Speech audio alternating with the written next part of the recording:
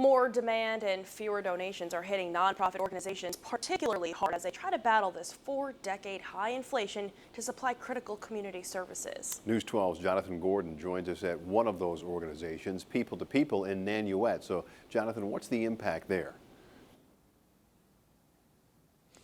Well, according to the latest numbers available, this nonprofit helped 5% more people in the month of May this year compared to the same month the year before, with an increase in demand and no end in sight.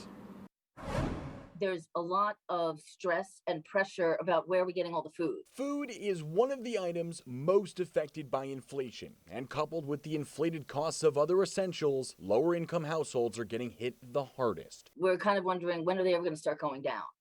And what's that going to take? People to People, Rockland's largest food pantry, helped more than 12,000 people in the first quarter of 2022. That's 1,000 more than at that same time last year. Now nobody's really talking about hunger, but there's just as many hungry people out there. But the people the nonprofit serves aren't the only ones hurting. So is the food bank itself, promising not to turn anyone away. We always err on the side of compassion. Even with the cost of everything up, donations are down, as people grip a little tighter to their wallets, forcing organizations like People to People to rely more on programs connecting them with free food that grocery stores don't sell to make sure their pantries are as stocked as possible.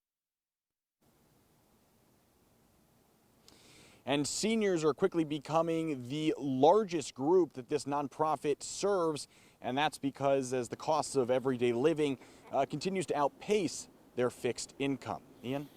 So, Jonathan, if donations are down, then how are organizations like People to People trying to address that gap?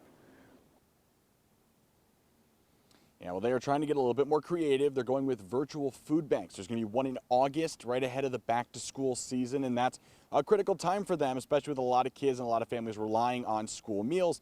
And so the way it works is that people will be able to go online, pick the items they would like to buy, and then donate the monetary value of that item, and then the food bank will actually go out and purchase that item on behalf of that donation. In Nanuet, Jonathan Gordon, News 12.